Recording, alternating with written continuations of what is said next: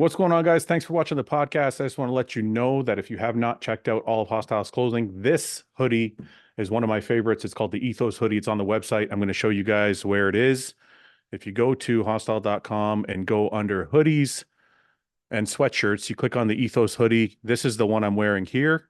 Also comes in black, also comes in brown, and it comes in dark moss, which is kind of like a military green. But it is a little bit thinner. It's great for spring, and I wanted to come out with something a little bit thinner because obviously springtime, some people like wearing hoodies, but not the heavy shit that makes you sweat. So, guys, go to hostile.com, check out all our new clothing, check out our existing clothing if you haven't, and get yours now. Thanks for watching.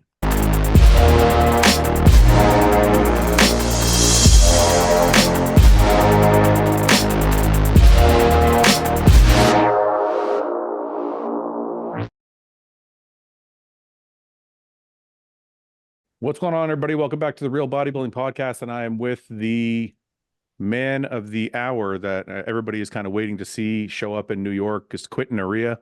How are you, sir? Known better as Quinton Beastwood. Is that it? Is that what you go by? Yeah, Quint Beastwood. Thanks for having me on, Fouad. It's nice to talk to you, man. How are you doing? I'm good, man. Thank you for coming on. I know you're only a week out, and I know it's tough, like when you're a week out with the energy levels and stuff. So I appreciate you coming on, man.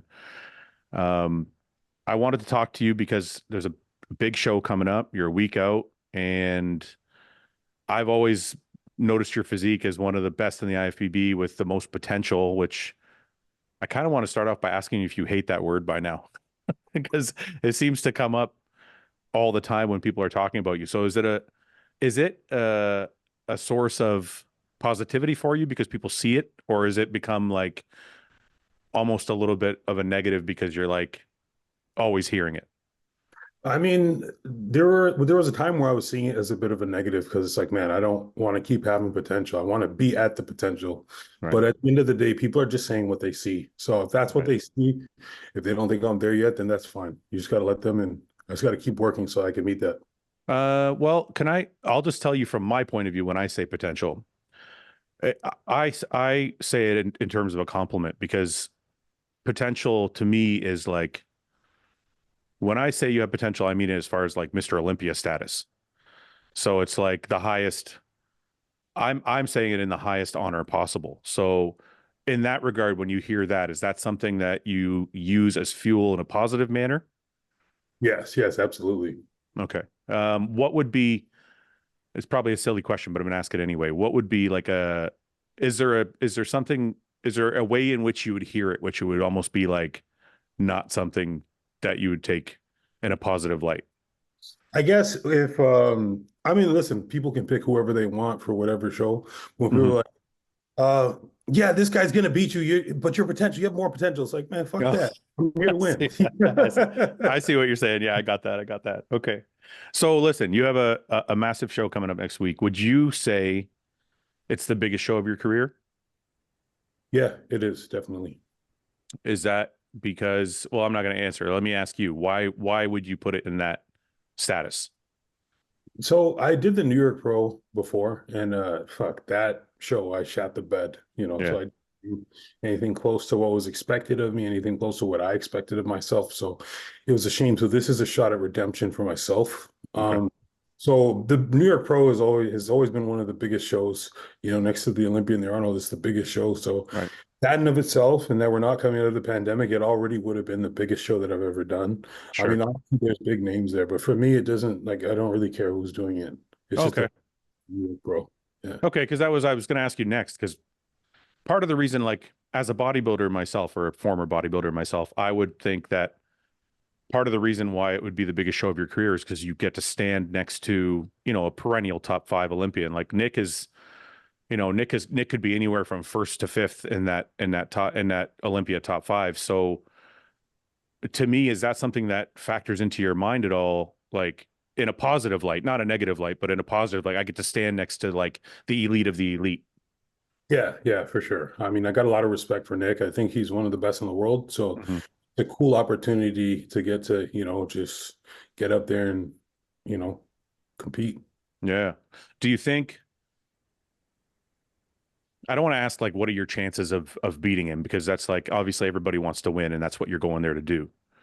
But if you had to pick, I don't know if you want to answer this, but can you pick any shots where you think they're your strong suit more so than his, like shots that you think you could win, that you're pretty confident that you could win? Front, like the front double front lat. Yeah. Um, I don't know if relax counts. Uh, Side tricep potentially. Yeah. Um, I don't know. It's hard to say. Like I really like my back lat now. My back lat came up a lot. So, Yeah. but I just don't know how it looks next to somebody like him. Yeah. But I don't Yeah. know. I think the abs and thigh, and potentially maybe like the back lat. But Sure. ultimately, like I don't know. I don't really think too much about it if I'm being Right. honest. Well, But it's really an apples and oranges type scenario. So it's going to be interesting to see you guys next to each other, or even you next to Martin or Tony or any of these guys, because you kind of have a little bit different physique from the rest of the group. yeah, I'm the odd man out. That's for sure. Now, that can play to your advantage, or it can play to, against you. So do you see it as playing more to your advantage, being the taller guy in the lineup, being the more, I mean, Martin and Tony are probably aesthetic as well, but like I think you and Yosef are probably the tallest guys in the lineup that I can think of off the top of my head. So is that something that you see as a strong suit for you, like being the odd man out? Almost definitely. I mean, when you see guys like Samson and Andrew at the Olympia, and you see them next to some of these other dudes that look great, like you got these guys in full condition, good size, filled out at their heights, Yeah, but you can't stop looking at the beautiful, tall physique. So I right. feel like I definitely have that advantage over them. Good. I want to go away from the show for a second and talk about your off season, because how long did you take off since the last show? About 18, 19 months. I think 18. 19. Was that something that you wanted to do? Because I know you changed coaches. Dorian was working with you previously, and now you're working with Matt Jansen. Was that something that Matt kind of advised you to do, or is that something that you wanted to do, or is it kind of like both your game plan, like let's take some time off and put on more size? Sorry, it actually was like 22 months since I've been Okay. on stage. But I Okay. started working with Matt Jansen at the ninth, like not like 2 months after. So Around 19. Yeah. Yeah. but no, I made the decision like as soon as I got off stage, I saw how I looked. Like for me, standing next to Andrew Jack was an eye opener for me because he's the same height and seeing the thickness that he had, I'm like, okay, like I'm just not there yet. I just need more Yeah. time. Need Yeah. to pack on some tissue and you take a year off and just come back better. So I mean, if I didn't want to do that, Matt probably would have told me to. He would have advised me to. So we were Right. all So when you signed up with Matt, how does the conversation go? Like when you sign up with him, do you tell him like, "Hey, I'm a pretty self-aware man. I know I want to put on this size. Like this is what I want to do. Will you help?" Or how does that conversation start? Or is that how it went? And he was like, "I think that's a great idea. Let's move forward." yeah, pretty much. Like I think I proposed to him, like, I can't remember what I said verbatim, but I reached out to him and I told him pretty much like, he was the only coach that I thought about outside Okay. of the coach that I worked with. And I didn't shop around. I knew that it was Matt.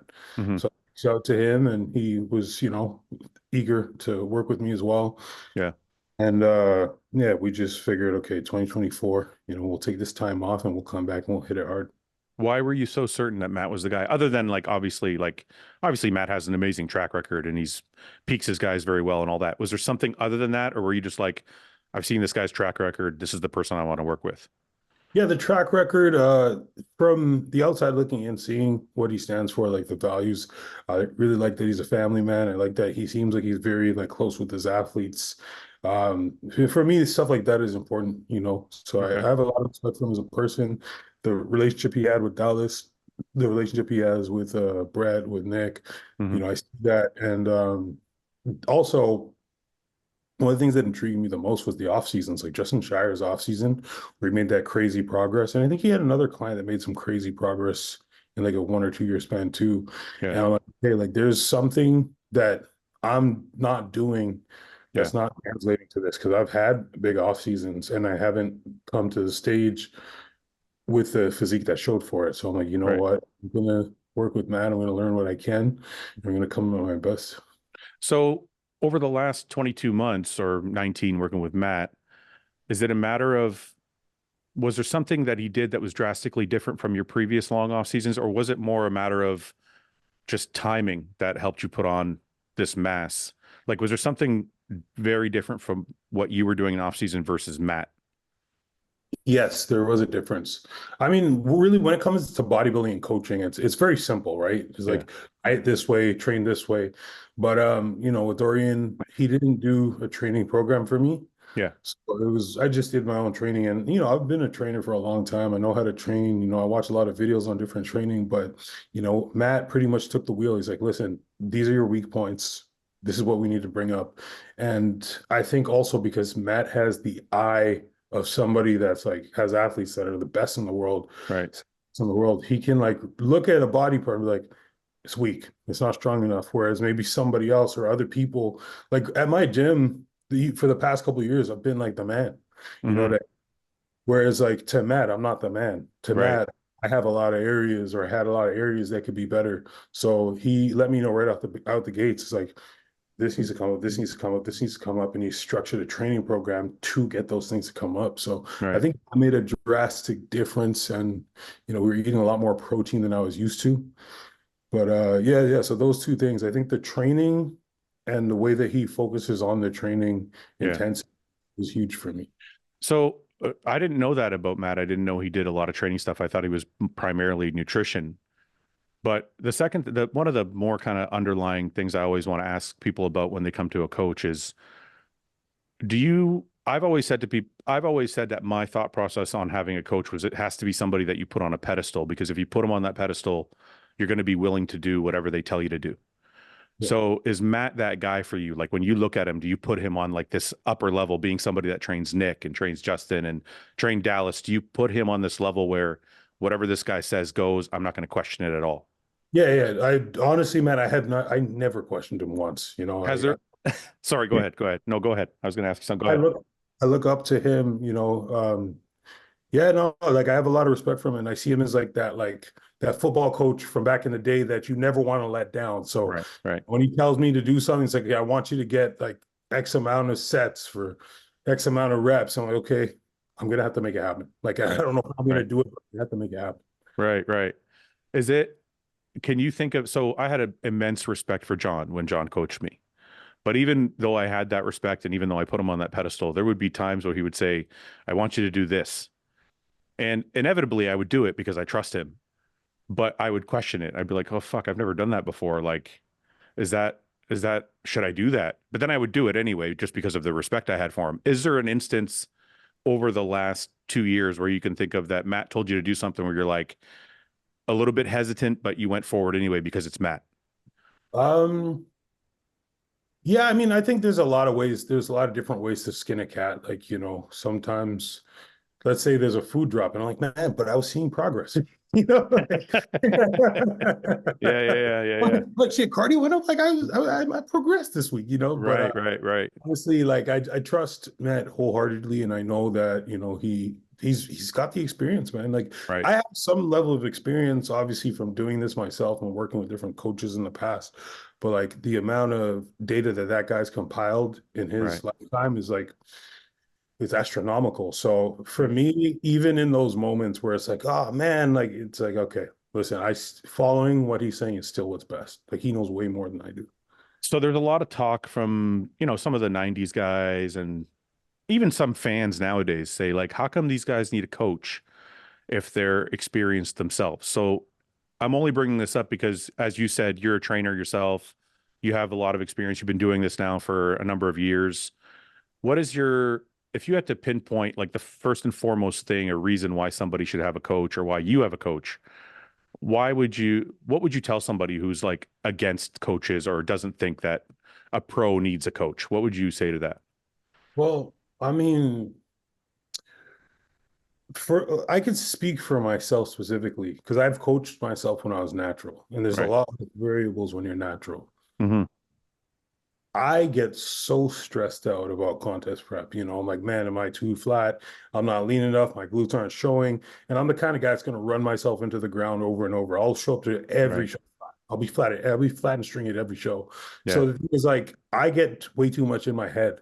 Whereas working with Matt, even when I worked with Dorian, like, I mean, maybe a few times with Dorian, and I'd speak to him, but we had a different relationship, right? Right. But with that, like, there's never been a time where I was like, "Oh no, we're too flat." Like, I just understand it's a part of the process. Hmm. So, I think if you can eliminate that level of stress, you're Hmm. going to see way more progress.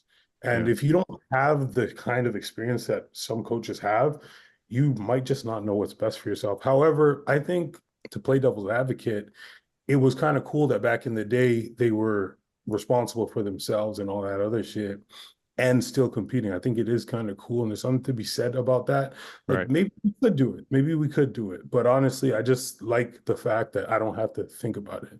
Yeah. Yeah. I mean, look, that's kind of what I tell people also. They're like, well, why don't you know? And like, you do know, but you don't know when you're 4 weeks out and your mind is warped Yeah. because you get it, like you said, you get in your own head. And I was kind of the same way you were. I would just, oh shit, maybe I'm not lean enough. I'm going to take away some rice, or I'm going to do an extra 20 minutes of cardio. Or next thing you know, you're just like, you don't look the way you want to look. Sometimes it takes a coach to say, hey, back off, like do less cardio, or maybe you need to eat more, or all this. So I kind of tell people the same thing. So you're in your personal experience, you think just let somebody else take the wheel so I can focus on training.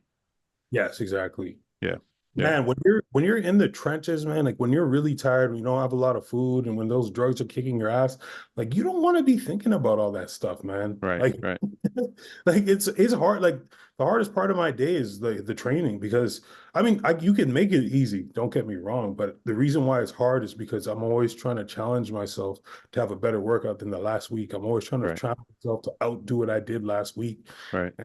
I don't think I'd be able to do that if I had to focus on, my cycle and Yeah. Yeah. day to day. Do you think the guys in the past, do you think they kind of had coaches, but they didn't call them coaches? Like sometimes I wonder, like say somebody like a Kevin Levrone, for example, he might have had a best friend or a mentor at the gym that maybe he bounced ideas off of. Like it's almost kind of the same thing. Yeah, yeah, So that definitely was present. That definitely was yeah, present. yeah. Because I think like I don't know about Dorian Yates, but even Dorian Yates said he would like. I think when I had him on my podcast, he talked about like, his training partners watching him while he's posing and stuff. So maybe they're not traditional coaches, but just having somebody else to have an eye on you is always helpful. 100%. Yeah. So let's go back to the start of your off season. You mentioned a couple things that were drastically different. Let's start with nutrition. You said something about the protein being a lot higher. Can you give me a little bit of detail? Like, what was one of the main differences you could talk about in your nutrition? Like, if it's just the protein, what was it? If there's something else, was there something else that was in there that you didn't do before? Um, he had me instantly eating like 2 more ounces of protein per meal. I like So, that. Okay. yeah, That's kind yeah, of my style. that's your style? Yeah, man. That's what I think, and I don't know this for sure, so I don't want to misspeak, but I think um, Matt got some of his ideas from Chad because I know Mm. there's some similarities in their diet, and Chad's a very high protein guy. And if I'm wrong on that, I'm not trying to take anything away from Matt, but I know Matt's worked with a lot of different coaches, and sometimes you see some similarities. But yeah, I'm definitely. I always notice my best gains with more protein, so that I like that. That was kind of the first change. But anyway, go on. Yeah, another thing I love about Matt is like I have other friends that work with him, and like there's a difference in everybody's stuff, Okay. like tailored towards, because I have a very small stomach and I was used to having like less protein. So there's guys that might be smaller than me that are eating more protein, but for me, the amount of protein that I was eating at that time was still a lot. So I started Yeah. progressing a lot on it. So we didn't have to keep pushing that more than what it was, just because another guy was eating, let's say, like 10 ounces. Yeah. Yeah. Yeah. So I like that, he stuck with what worked with me, Hmm. and we just kept doing that and it kept working. Another thing that we have is higher fats, I like like that. Brian, like towards the last year or two, I think he started doing a bit more fats in the diet. But Matt, oh man, there was high fats. And it got to a point now that I grew like an obsession with it. So Yeah. where when it got cut out at certain points of the prep, like it really started to hurt me Hmm. emotionally. Yeah. So No, I've noticed my best, like John did that too, and my best off seasons where my fat was higher and my carbs were more moderate. And mhm. I notice nowadays a lot of times when I talk to people about their diets, they're doing like a very, very low fat, very, very high carb diet. And I always find that that didn't feel as good. So did you switch? Like how different was the fat content with Matt? Was it much, much higher? Okay, so the way Matt structures it, it's not like in an app, and I'm too old school to like put it into an app to find the actual macros. Yeah, yeah, that's fine. Well, but so for example, like with Dorian, we're having like 6 ounces of protein, Yep, and then we went up to like 8 ounces. yep, And the carbs, some meals with Dorian were like 400 grams of carbs. It got brought down to like 280. And then the yeah. fats, like I can't remember how much fats we were having with Dorian, but it was like a moderate, like it was low, kind of low. And then with Like Matt, like what was it per meal? Like a tablespoon of peanut butter, a half an avocado? Like what are we talking about? I think maybe like 10 grams olive oil or something. Okay, stuff like that. Yeah, yeah, And Matt would have like 100-gram avocado, like 30-gram almond butter, like 15, 20 grams olive oil, like stuff like yeah, that, where I yeah, wasn't used to, man, it made the food taste so much better. yeah. But another funny thing is I've always hated avocado. And like I remember, Really? yeah, I gotta apologize to Dorian. Sorry, Dorian, because he would be like, man, you need fiber in your diet during prep Right, time. He'd be right. like, have avocado. I'm like, no, I hate avocado.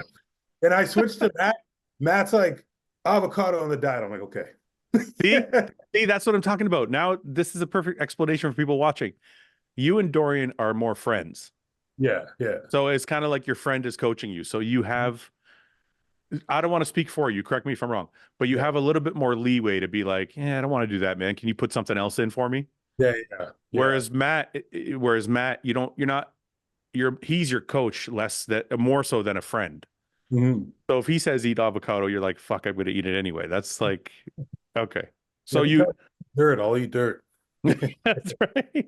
No, I absolutely loved avocado in my diets. It made everything taste better. And plus I felt like when I did olive oil, like if somebody said, hey, put 12 grams of olive oil on your rice or whatever, or even coconut oil, I felt like it didn't slow down my digestion as much as avocado, obviously, probably because of the fiber. Yeah, But avocado always made me feel better. yeah. So you guys increase the fat. Now, when you increase the fat, did he moderate your carbs? Like were your carbs lower so that because the fats were higher, or did he just keep everything really high? Yeah, yeah. So the carbs went from like, for example, 400 grams of rice per meal to like 280. So Yeah, I was kind of shocked. I'm like, oh, really? I'm eating that. I was expecting to keep eating more and more and more in right. regards to carbs. And yeah, we just kept doing it. And the crazy thing is, I don't think I can't remember the exact time frame, but we stayed on that exact diet for like a couple months, and I just kept on progressing, man. It kept Yeah. Do you do you naturally have a tough time eating? yes. Say it's funny, and I'm always torn between these two styles of diet because usually guys who have a bad appetite, they'll think to themselves, I'm going to pull all the fat out of the diet. That way I'll digest things faster. Because fat is very satiating. So people are like, well, if I pull the fat out, I'll digest things faster. But the problem is then they got to like double the volume of carbs. Mm. So they're eating these really big meals. So I always felt like you could have a smaller volume of food if you added fats, but then the flip side of that is the fats are going to slow down the digestion. So it's like this really like tough balancing act, but I think it just depends on the person. Yeah, yeah, definitely. So you did better with a moderate carb, higher fat, higher protein type diet than before. Yeah. So when he's working through the diet, you say the first 2 months you kept growing and growing. When he makes that change, is it a change in diet as far as increase, or is it a change in diet as far as different foods, different macros? So like did he increase the food or did he just change the foods? So the weird thing, I think it's because I have like a small abdomen, right? So Yeah. I kept eating that same diet, and then over time, I actually started to have a harder time eating it. Oh, Uh, really? yeah, almost like I needed less food or wanted less food because it just was getting tougher. So I think when we first made a change, I don't think, no, there were just substitutions to make things easier Mhm. because it was starting to take me like 40, 45 minutes to finish meals. So he would make Really? some stops. Like for some, I love cream of rice. I couldn't eat cream of rice anymore. Wow. Uh, At one point, he had me having a burger at the end of every training day, just so I could get more calories down, and it helped, Yeah. man. The beef and avocado meals would take me really long to eat at the end of the night. So See yeah, that? Yeah. See, that's the flip side of what I was talking about. Is sometimes when the fat is high, then it makes everything kind of slow down. So that's yeah, it's a tough thing. But so when he made the substitutions, did he pull the fat down at all so you get hungrier, or how did that how did you manage to get through it? Just change one food to another that you liked more? yeah. I think I'm trying to remember what he swapped the cream of rice for. I think he just switched it to like chicken and rice, Yeah. and that meal I was able to eat easier. I don't Okay. know. I don't know. You know, it's weird. It's not that the cream of rice didn't digest properly. I think the problem is I would make it and then it would be so hot and it would take me so long to eat. Yeah. But yeah, the rice was just a lot more simple. Like I didn't have to like heat it. I didn't have to cook it every time. So I could Yeah. just have it warm and just start eating. You need my secret for the cream of rice. What's that? You got to put a cup of frozen blueberries in it. Ah, If you take your cream of rice out of the microwave and then throw a cup of frozen blueberries in it, it cools it off and you can smash it. ah, brilliant. And then it thaws the blueberries at the same time. So you get both, the best of both. That's cool, bro. I'll try And that when I can eat yeah, those again. yeah. So, okay, let's fast forward. So, other than nutrition, let's get off of nutrition, go to training. How different was your training from when you were doing it yourself? Man, I was aimless when I was training myself, you know. And the thing is, I think if I asked Dorian for a training program, he probably would have made one for me. But Yeah, because we're such good friends, I also sometimes wouldn't want to I wouldn't want to ask for certain things. right, right, He's got a lot going on and stuff. So right, sometimes I'm like, man, I don't feel like I want to be in peace and focus on other things. So I right, wouldn't know reach out. So the thing is, when I left Dorian, it wasn't that he was not good. I just thought that the dynamic, I could have found a better dynamic so that I could be a bit more successful in the sport. right, right. But shoot, sorry, what was the original No, it's question? okay. I was going to touch on that. I understand that because when Ian left Matt, Ian expressed to me the same thing. Him and Matt had become very, very good friends, and he had some of what you're talking about. Yeah, So he went to Patrick, and it was more of like a different dynamic where he like had to do what he said, yeah. and he wasn't scared to ask for things and all of that because now it's like a complete. So I understand what you're saying. The original question was, so you said you were aimless in your training. What does that mean? Like, is that you just stopped training when you were, you felt like you did enough, or like you didn't write anything down? Like, what does aimless mean exactly? So yeah, I didn't write anything down. I just come to the gym like, oh, what am I going to use today? And like, I mean, I did see progress on it. Yeah, yeah, With Matt, it was more about progressive overload. And the thing is, the funny thing is, I coach as well, and with my own clients, I do progressive overload. But for me, I used to feel like, oh, I don't need a training program. I'm making progress just fine. But right, once I started doing the same thing over and over and like progressing within movements, I found right, that I had more consistent progress. right, That was something where like I don't know if it's like ADD or something, but I just can't stay focused. So if you just put me in a gym, I'll go do everything. I'll do the most random shit. But when I have that actual yeah. routine to follow, then I'll follow it. So when you say progressive overload, a lot of people, when they hear that, they think weight. They think like you were lifting super heavy poundages. Do you mean that, or do you mean more like he kept you in a box as far as like certain exercises that he wanted you to get better at, but your rep ranges were still higher, or were they lower? Like, did you switch from like doing 10 to 15 reps to like 4 to 6, or were you still doing like ample volume? I would aim for the same rep range each time. For Yeah, me, if I could connect better, that was a win, even if it sure. was the same number of reps, same weight. But I would usually try and aim for like a little bit heavier weight. It Right, wouldn't happen every week, of course, but right. for the first couple of months, it was happening almost every week. Yeah, yeah. But did he keep you like in the same movement patterns? Like, let's take Yeah. chest for example. Like, I want you to do incline, I want you to do dumbbell, I want you to do, a chest press, and then I want you to do a fly. And he kept you on those four things and just watch things progress, or did he move the exercises around a No, lot? no. So it was this exact same movement patterns like every Okay, week. okay, yeah, yeah. I like that. But I also like that. Did he keep the volume high? Like, how many sets per exercise per body part were you doing? At that point, yes, the volume was a bit higher. We were doing it was a 6 day split within 8 days. Like, so Okay, there's is that how it worked? Yeah, there's 6 workouts within 8 days. So there's okay, 2 reps.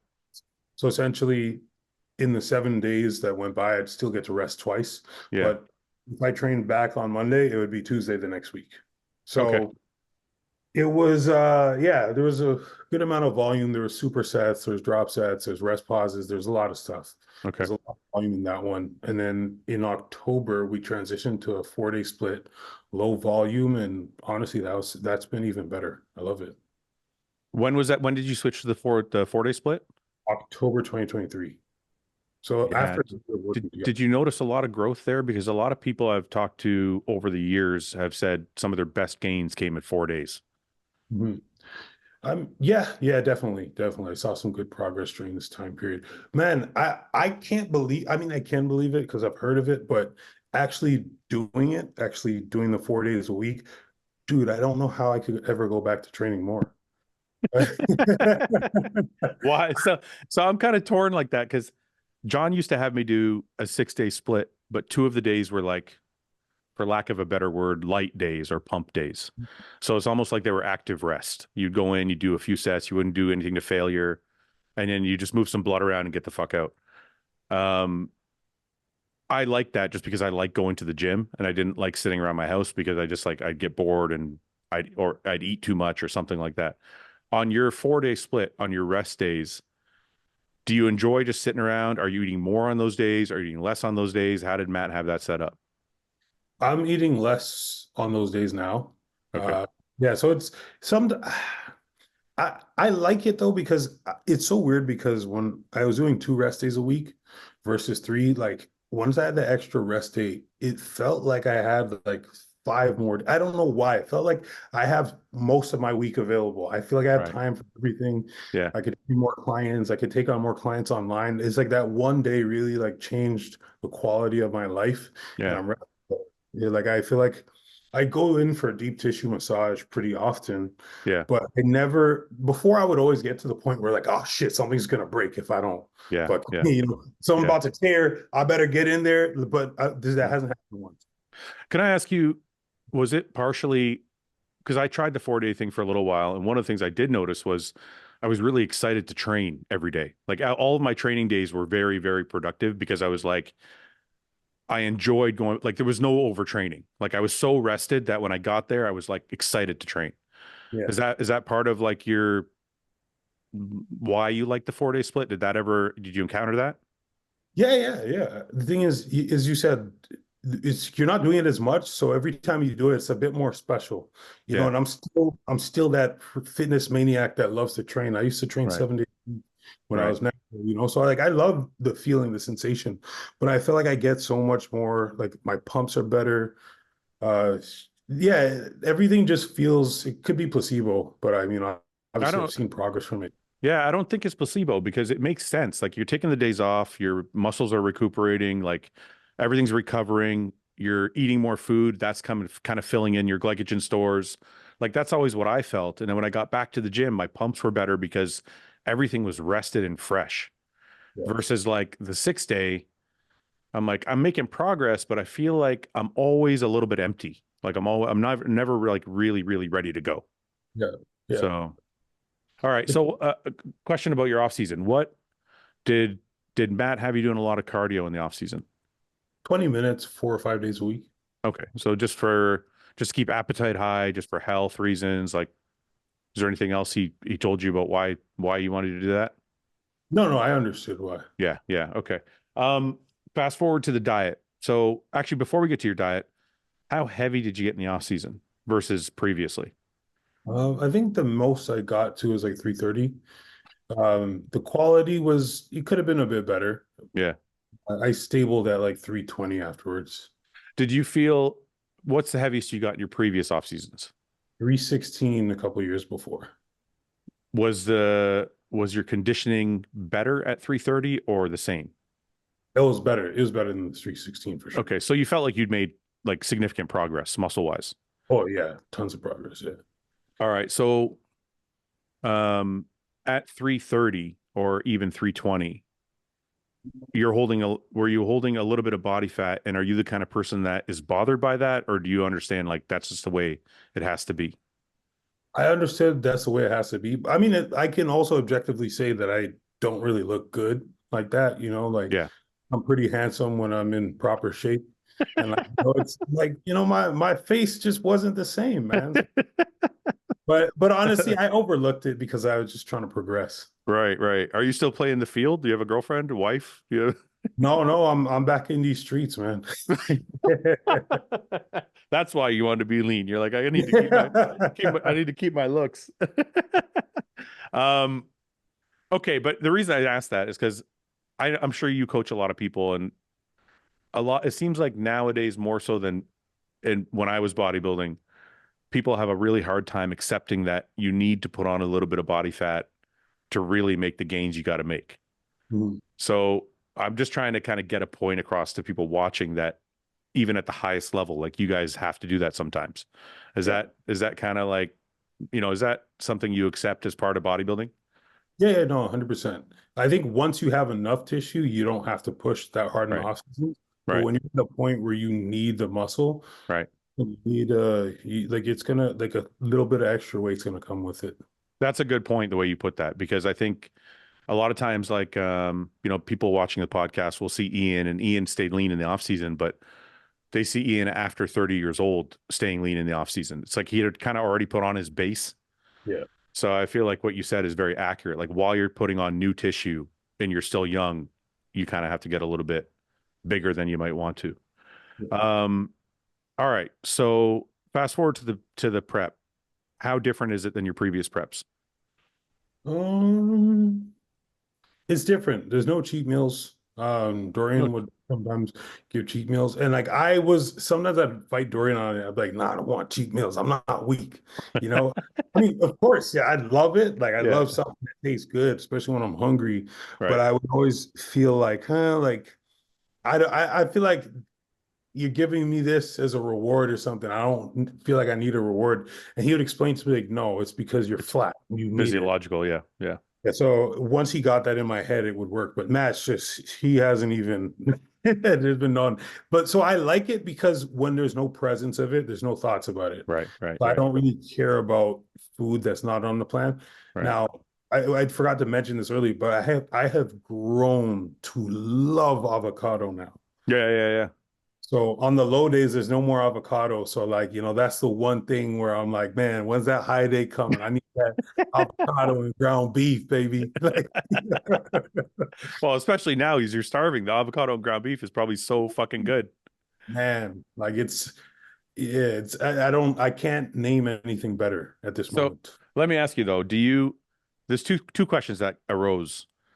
Is that need for extra punishment, does that come from your natural days? Like where does that come from?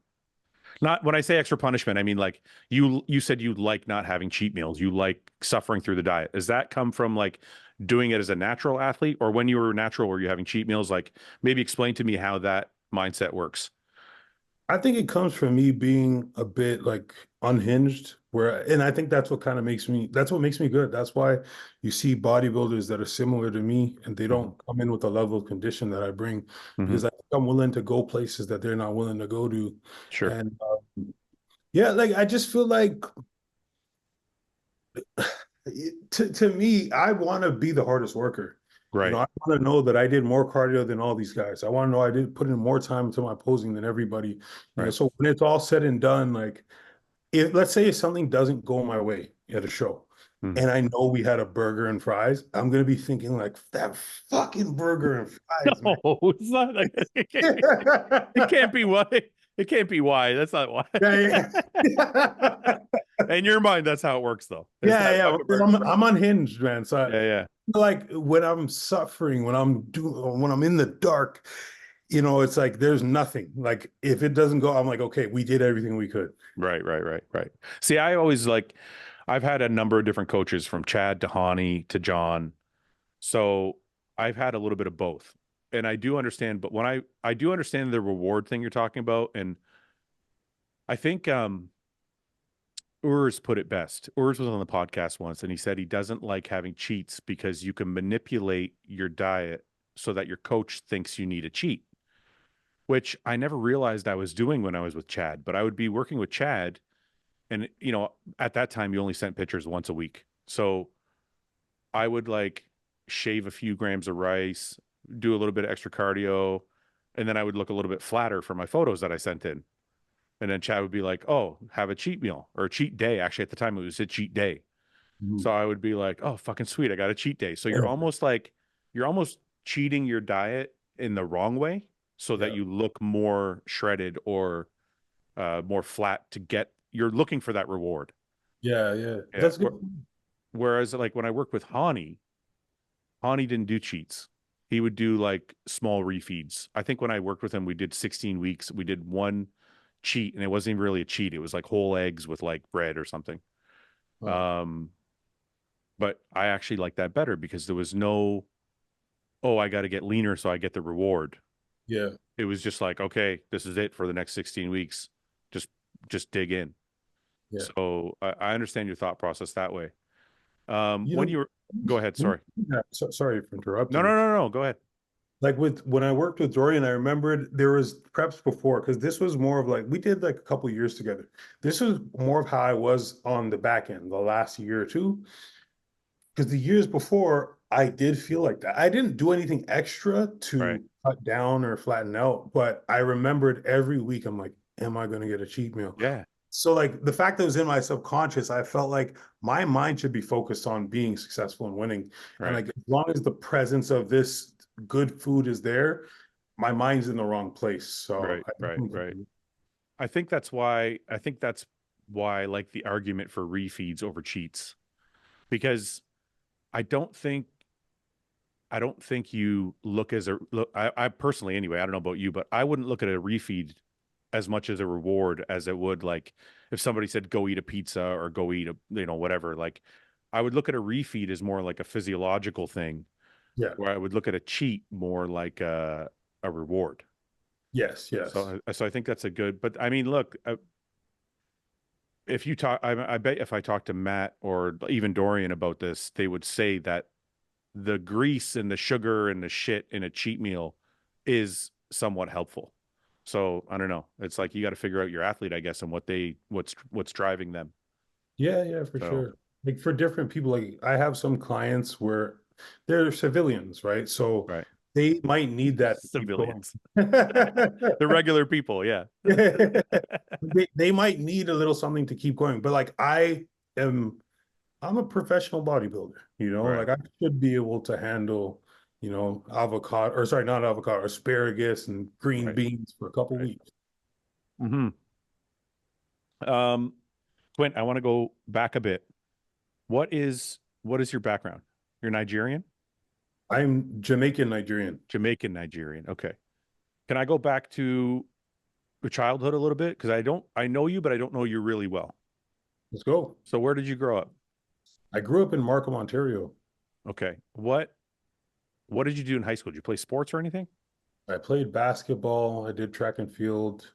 Okay. That's yeah, that's what I did in high school. What did you do in track and field? Did you running or did you do the power sports or what?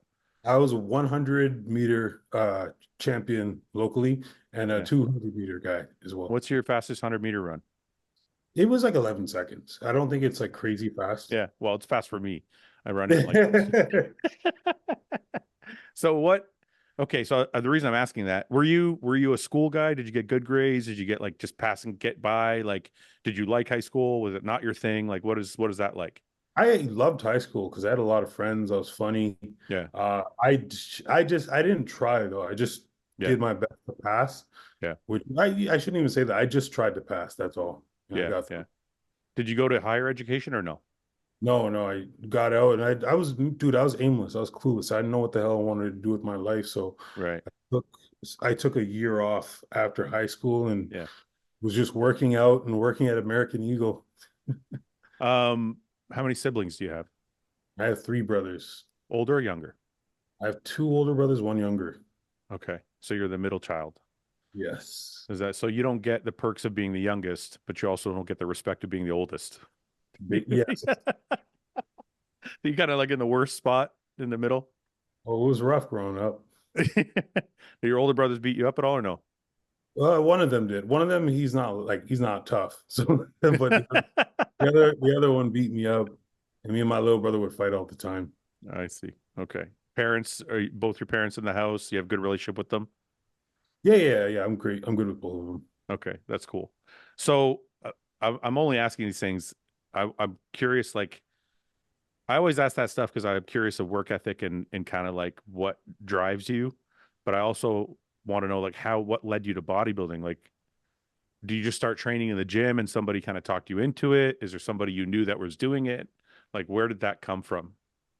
Honestly, I don't know how often you hear this, but I just think I was meant to be a bodybuilder.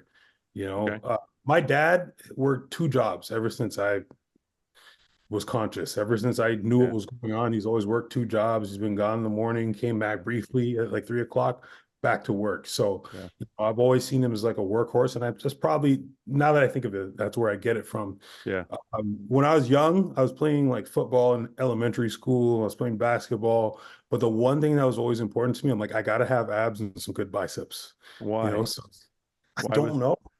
well, I no, because just the reason I ask you that is because so like when I think about why I became a bodybuilder, I think back to my childhood, and my dad was always super impressed by like action movies with Arnold and Rambo and like, or sorry, Sylvester Stallone. And then we would watch wrestling together, and all the wrestlers back then were jacked. So I thought that was important to him. Mhm. So I think subconsciously that's where the working out thing came from. So why did can you pinpoint like why the abs and the biceps were so important? Was it a girl thing or was it a like your dad thing or what was it? So my dad, he used to work out, nothing crazy, but Yeah. he's good genetics, so he was big. Yeah. Everybody knew him as the muscle man. And Okay. Yeah. Yeah. people would say that I'm like the spitting image of my dad, and I wanted to be just like my dad. So I That's wanted to awesome. be strong. Yeah. So there was that, all the comic book heroes, they're all jacked. I was a big fan of wrestling too. So Okay. I didn't think of that until you asked. I'm like, yeah, I was. So a lot of the things that I was into, they were all big. There's a lot of Right. muscle there.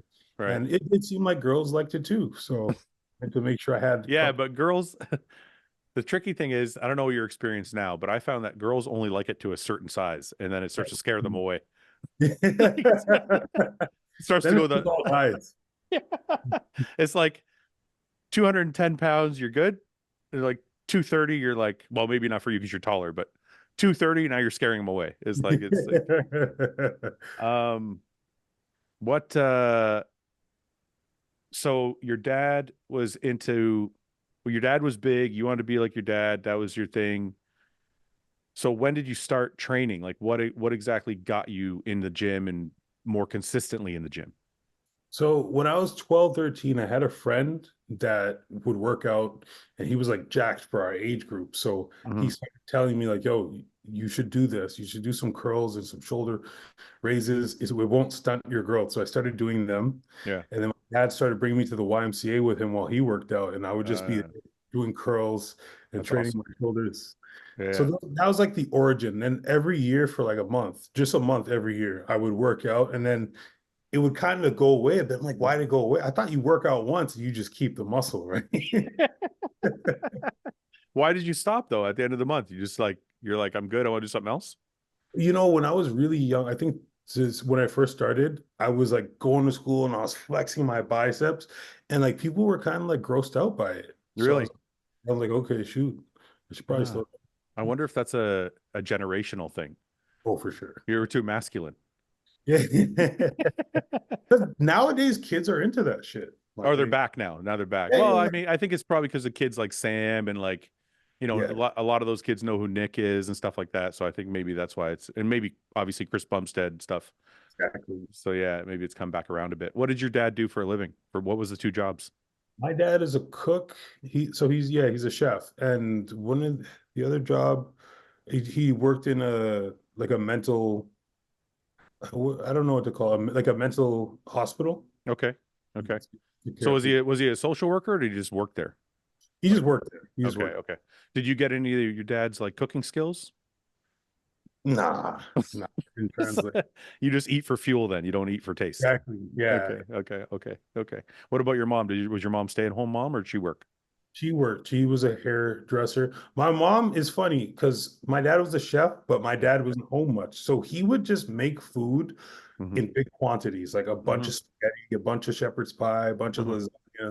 So it was just about feeding us. Right. My mom, because she had more time, she was home more. She was the one that was making the good food. And we were like, man, mom's kind of a better cook than dad. awesome. We're eating Did, good, man.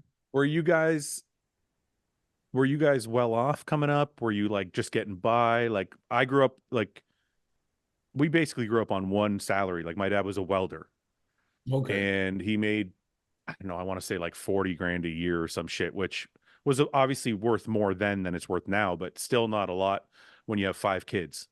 And my mom didn't work. She was a stay-at-home mom. So man, my mom was like, she was a seamstress by trade, but she didn't work. So she would make some of our clothing and like, Food. yeah, yeah, yeah. She was always home cooking and shit. And like, that's kind of how we grew up. So when you guys were growing up, were you guys with four kids, was it tougher growing up or were you guys well off enough with your dad working two jobs or how was that?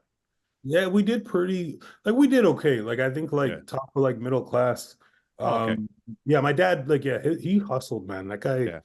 I dude, I can't believe it because he still works two jobs and he's like 62, 63. Yeah. You know. So I, definitely yeah, I love the way you talk about your dad because it reminds me of my dad. My dad didn't work two jobs, but it was kind of the same thing. Like I would leave for school and he would be gone already. And when mm, I got home from school, he wouldn't be home yet.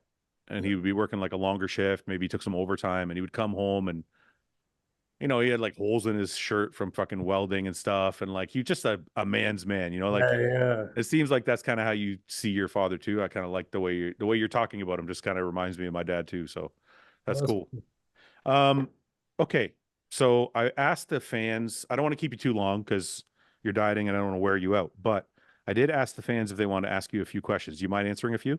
absolutely. All right, let's do it. I'm going to pick out a few here, see what the more interesting ones are. This is actually kind of interesting because you're one of the guys in the IFBB with a smaller waist.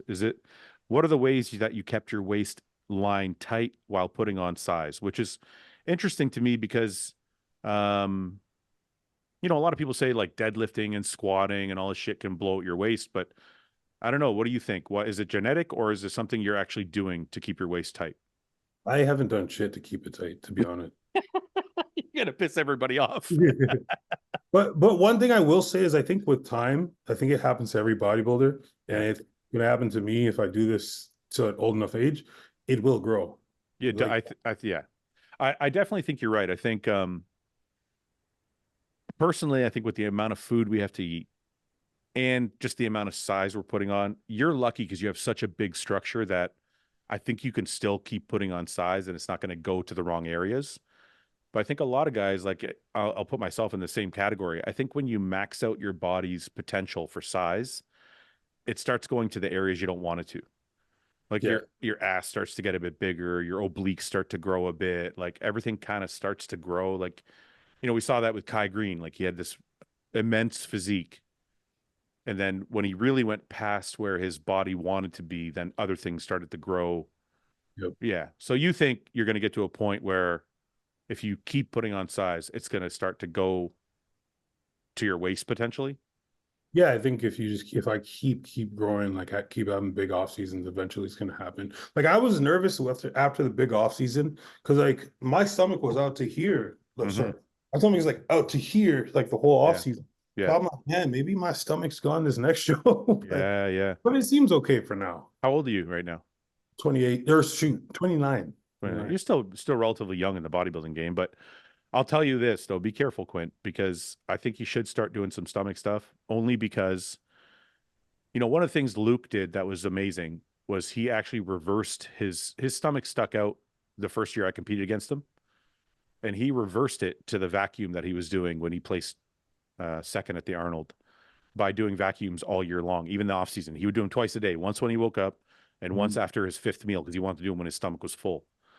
And the reason I say that is I went through many off seasons where I was like, oh man, maybe my stomach's not going to come back to normal.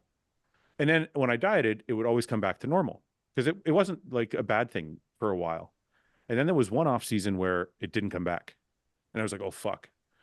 So I would your physique is too beautiful for you to not like keep that in check. Because if you that's one thing I don't think you want to ruin because you have that over everybody. Like Yeah. there's guys with small waists, but yours is like for a guy your size, it's ridiculously fucking small. So anyway, just be careful because that's kind of like your main thing is it's amazing the shape you have. So I'll take Um, the, I'll do it. I'll do it for sure. um, ask him the famous question. Oh no, I don't want to. Okay, I'm gonna ask you. We have a stupid fucking question on the bro chat. How many times do you use a towel before you wash it?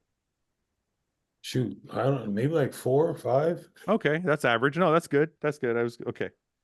What's made his offseason so effective? We went over that. This is actually a question I want to ask you that I forgot about. Matt's athletes always talk about how great he is at the psychological side of being a coach.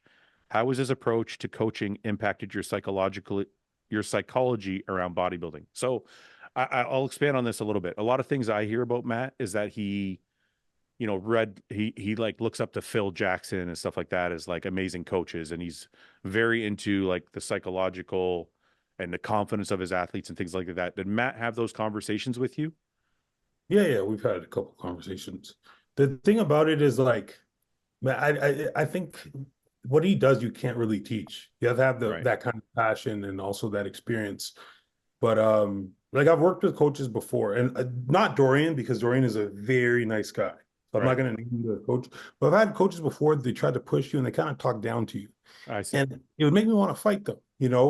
Whereas like with Matt, it's like he's never talking down to you, but he's like sort of like motivating you in little ways, in little subtle ways. And then, as I said before, because you look up to him, you Right. want to give them what you want. You want to meet those requirements. Yeah. Well, yeah, he just has a way. It's hard to explain, but he just has a way. He knows how to connect with athletes that want to be successful. Right. It reminds me of when you were talking about that, it kind of reminds me of like Cus D'Amato and Mike Tyson. Yes. I don't know if you ever heard the Mike Tyson Yeah. like interviews where he's like, the guy was pushing me, but in like he was like kind of pumping his tires every day. Like, oh, you're going to be Mhm. great. You're going to be the best. Like, is it kind of that thing where he's just like dropping in little subtle hints every day or all the time? No, but like not much actually. We just keep it like on a day-to-day thing. But there's been times where like he's told me like I've sent him a check-in maybe in the off season. He's like, man, you're gonna be great. And like I'd Mhm. tear up. Like I wouldn't tell him, but Yeah, it means a lot to you. tear up, and like anytime Yeah. he'd say something like that, it would always make me feel like, pretty emotional. And Right. it'd fuel me to want to just keep seeing progress. Yeah, that's pretty awesome, man. It's good to have that relationship. Um, we went over why you started bodybuilding. Spoon or fork? When you eat your chicken and rice, spoon or fork? Spoon preferably. Okay, fuck. Yeah. What? I'm a I'm a fork guy, but so is Jay Cutler. So I'm like, okay, I'm in good company. Yeah, you are. Okay. What is his favorite and least favorite things about a very long off season? The fate. My favorite thing is just showing resilience because it's hard. I Right, it think. is. I think the off season is harder than prep. Like, trust me, prep gets very hard. The reason I why I agree. say that is because there is no relief. I agree. No relief. Like in prep, if your coach gives you a cheat meal, relief. If your Right, coach gives you a refeed, relief. Oh, you're looking flat, take the day off cardio, relief. You right, know, right, right, and you right, can you can also see like what you're working so hard on. Like you work hard in one day, you drop weight the next day, got more lines somewhere. You see it in the off season. You don't see shit. You're right, just working towards this goal, and you don't even know if you're getting there half the time. right, right. You know what? That's a really good point because when you're dieting, you can start to see your shape, and then you're posing in the mirror, and it's almost like a instant gratification. Yes. Whereas I always tell people the off season, I agree with you 100%. I tell people the off season is the hardest because it's very monotonous. It's like you're Mhm. just doing the same shit every day. And like you said, you don't even know sometimes if it's Yeah. the right thing. Yeah, that's a really good point. Um, but you know what? I feel like that's why nowadays a lot of people can't stick out a long off season. They want to compete. You see people competing like way more often than they should. Yeah. And Exactly. it's because the off season sucks. Nobody's giving you any attention.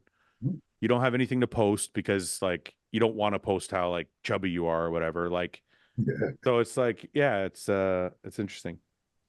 Um what are some mental aspects he's changed in his approach to this prep and how have they positively affected him both in and out of the gym? Have you done anything different psychologically?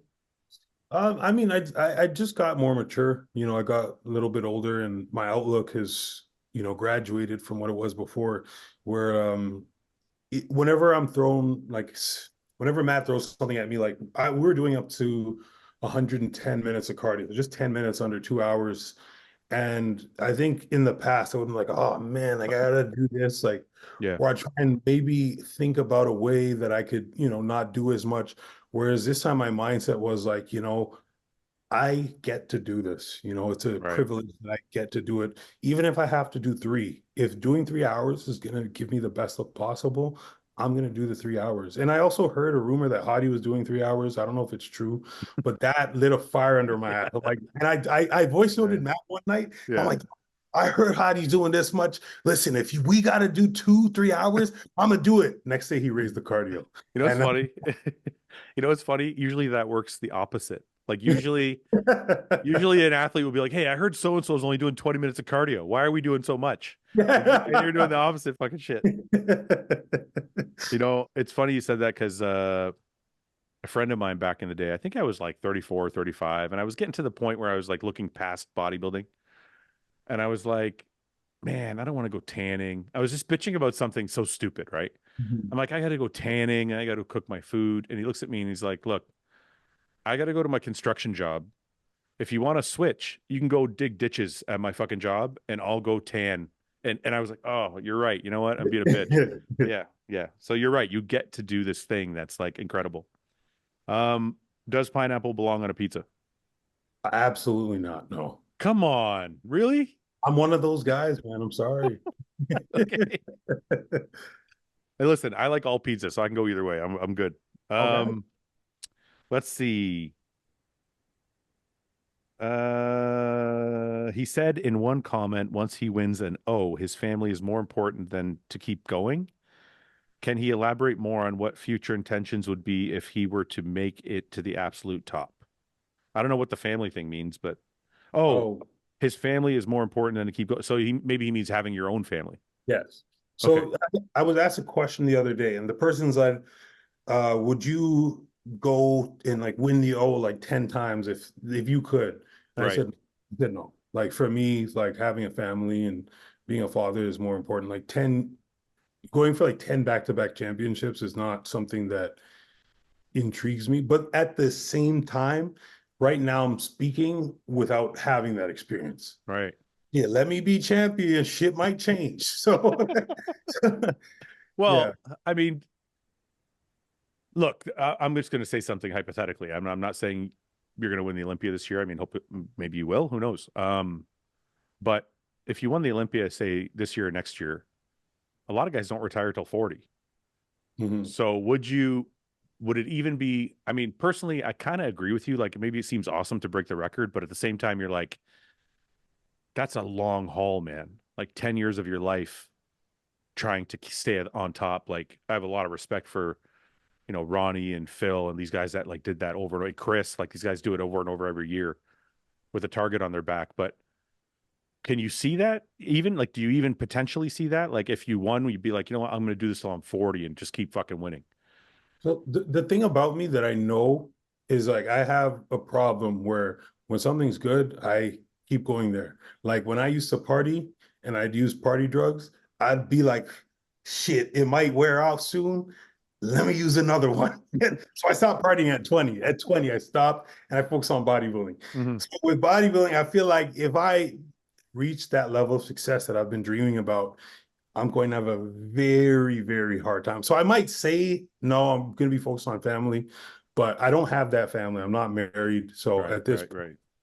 bodybuilding is my wife, bodybuilding is my baby. Yeah, yeah, yeah. So I didn't take you for a party guy. You were a party guy? Only for like 2 months when I was 20. Oh, so you just like experimented for a bit and you're fuck it, I'm out. Okay, Yeah, okay, okay, exactly. okay, okay, okay. It was ruining my gains, man. I had to. That's probably what I did wrong. Yeah. I think for the first like I want to say at least for the first 5 years, I kept partying and bodybuilding. Oh, wow. But I kept progressing. So I was like, fuck it. I'm still having fun. Yeah. But I think once I turned pro, I was like, okay, I got to shut it down. But I always think like maybe had I not done that, I probably could have got further. So yeah. True. Yeah. Yeah. Okay.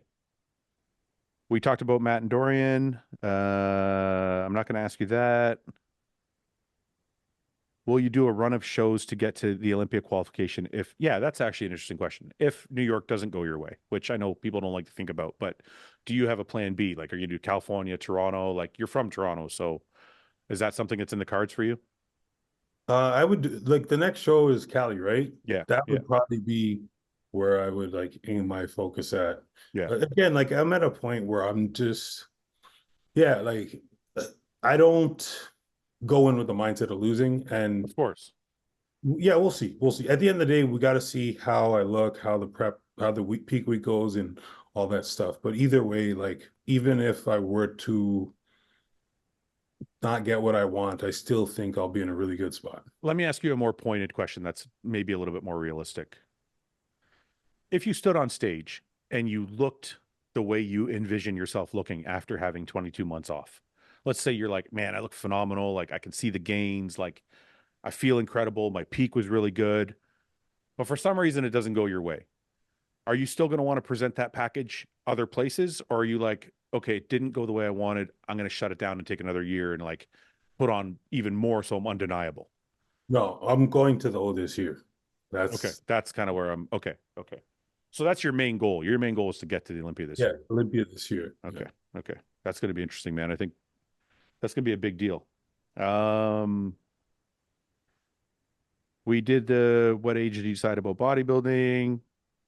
Has he ever tried a vacuum? You do vacuums, don't you? Or are they kind of like half vacuums? I've done like half vacuums. Yeah. I should probably practice more. I don't practice I don't enough. think you need to though, because when you pull up, it's kind of like a half vacuum, but it looks Yeah. good because you can still see the outline of your abs. Yeah, yeah, Yeah. exactly. Yeah. I don't think you need to do a vacuum. What does he truly see his potential being in terms of Olympias? I think we kind of covered that. If he speaks about staying a virgin till he gets married, what? Is this a personal joke I don't know about? The question. Well, sometimes people ask me about like sex stuff, and I don't want to put that information out there. So I just I say, like, noticed that about you. So you yeah, just tell everybody you're a virgin? yeah, like I'm just not the kind of person that's gonna like get like very graphic with sexual stuff. Where is that? So I noticed that about you because I've had you on the podcast before, and I know there's certain things you won't answer or touch on because I kind of like it. It's you're a respectful dude, but is that something you get from your parents, or is that just your own like it's just me? I'm just not going to do it. Oh, my parents, yeah, for sure. My parents were Okay. like very, very religious and super strict. Okay. They're like, you can't swear around them. So I Okay. swear, but other things have rubbed off on me from them. Yeah. Okay. Okay. Cool. Uh, if you're on death row, what's the very last meal, including a drink? Hmm. I mean, with the recency bias that I have right now, I would say ground beef and avocado with like 400 eggs, with like a half tablespoon of sea salt Yo, and that's it, eh? sriracha maple from Flavor Gang. Okay. Woo! Okay. Give me a diet Sprite, a Sprite Zero. That's right, zero. Okay. This one's actually interesting. Your biggest inspiration in bodybuilding. Who's your favorite bodybuilder now, or who was your favorite coming up? Um, Man, it's funny because I've had so many different favorites. I've had I know. Ronnie's probably the most consistent one, Sean Ray at a time. But then when I realized his height, I'm like, okay, I got to find somebody else that's more like Flex Like, yeah. Wheeler, Yeah. Levroni, Phil Heath, a lot of guys. But I would say right now, the only person it's just Samson and Andrew. Like Yeah. for me personally, Yeah. because one, they're like my countrymen in a Yeah. way. Yeah. Uh, they're incredible, man. They're incredible. They inspire me. Like being next to Andrew on stage was what prompted me to do a full-on off season and take Hmm. the time off. And seeing Samson's success, that also motivated me to stay focused in that off season. And when I was pushing the weight, I'd see Samson pushing the weight in his off season, and it would just make me go harder. So Yeah. those are the only two guys. Like those are the only two guys that I would say I'm worried about. Those are the only two guys that like really, I mean, other people inspire me too, but Sure. they're my biggest Yeah. inspirations. But at the end of the day, I still want to crush them. I want that against them both. Well, I So found that in bodybuilding, usually people's inspirations are people that fit their physique in a way. yeah, So yeah, those two guys are, taller guys or bigger guys. So I kind of doesn't shock me that they're like guys you look up to. yeah. But it's funny too with Samson. I said this, I think I said to Ian on the last podcast because we were talking about, you know, can Quint beat Nick and this and that. And I said, guys, there was a period where Samson was just showing up to the Olympia the very first time and nobody was talking about him. And next thing you know, he was sixth. Yep, So you never know when a guy's ready, a guy's ready. that's true. So, that you can guess and play the game, but with 22 months off, nobody really knows what to expect. One of the things I did want to ask you personally is, me and you I've talked before briefly about like weak points or things that you need to do. One of the things that I wanted to ask about was posing. Yeah. You seem to have struggled a little bit with your posing in previous shows. Have you worked hard? I don't mean posing like um as far as like how like classy your posing is or flamboyant. I mean more in the sense of just mandatories. Have you been focused on that and doing a lot of posing this off season or pre-contest? Yes, pre-contest have been doing a lot. Um, One thing that I kind of am realizing, which it's funny, I never realized this before, but when I started the cleanse this year, when I was working with Matt, I was realizing I got so much weaker on my deadlifts. I was a lot more shaky. So I believe, like, it's weird. And this is the thing, like Matt, whatever I've had little issues during the prep, we've been able to troubleshoot and figure out what it was. Hmm. So I know that Clen does that to me. So I think being Interesting. on close to the show, which I never was aware of that. So it's not anybody's fault. Right. They just wasn't aware enough. Or Yeah. maybe I don't know. Well, no, it happened, but I believe that a lot of that shakiness came from, not proper posing practice, but also because of like how my body reacted to that. Yeah. Yeah. This time around, I'm pretty sure we're going to cut that out early. Yeah. I've been doing some rounds with Joey Belt. I've been Okay. working with Belts. Yeah. Man, it's been good. Like he just knows what to say to like motivate me to keep going. Right. And this is the most that I've held poses for on my own, Okay. just because of the assistance, or not the assistance, the support that I have from Joey. Like Yeah. he's been a really good guy in my corner in regards to that. Like it's Good. it's weird because I've worked with different people for posing and I've worked with good guys, Yeah. Yeah. but it's just sometimes there's just somebody that just knows how to get to you, It and just he just knows. clicks. Yeah. Yeah, Yeah. Good. Okay, we'll do a couple more, then I'll let you go because we're over an hour now. I don't know if you want to answer this, but it says, in your opinion, Mr. Beastwood, what is the gayest pose in bodybuilding?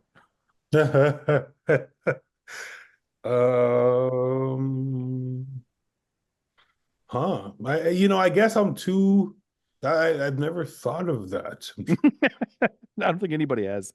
It's funny. I mean, if you from the outside looking in, before I competed, I think they're all gay. Yeah, that's actually true. Yeah. The bunch of guys flexing in speedos. Yeah, I always forget how weird what we do is until I go home for dinner with my family. Yeah. And then and I'm around normal people and I'm like, "Oh yeah, we do this like really fucked up thing where we get on stage in our underwear." Um, okay, before you go, thank you everybody who submitted questions. Sorry I can't get to all of them. I don't want to keep Quint forever. He's dieting. But before you go, I just want to show your Instagram. This is Quint Beastwood is the Instagram. If you're listening to audio, it's Quint Beastwood. Find him on Instagram. If you haven't followed him already, you're missing out. I just want to show this is your last update that you posted. Absolutely incredible. Thank you. Calves are insane. Is this genetic or is this something you work on regularly? It's genetic, but I've worked on them the most I ever have since I've been with Matt. Yeah, it's incredible, man. You're like these front shots are just wild. And I saw a back. I've been showing it on the podcast. I saw a back lat spread recently that was like very fucking wild. I don't know if I can find it here anywhere, Matt but posted it, I think. Matt posted it. Let's go to Matt's page real quick and see if we can find it.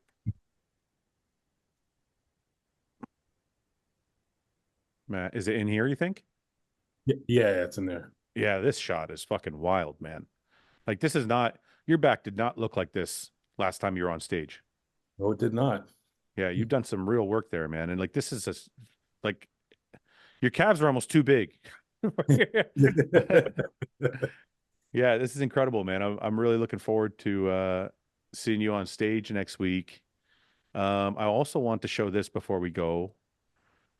For those of you who want some motivation and are just starting out, this was you at 20 years old. Yes.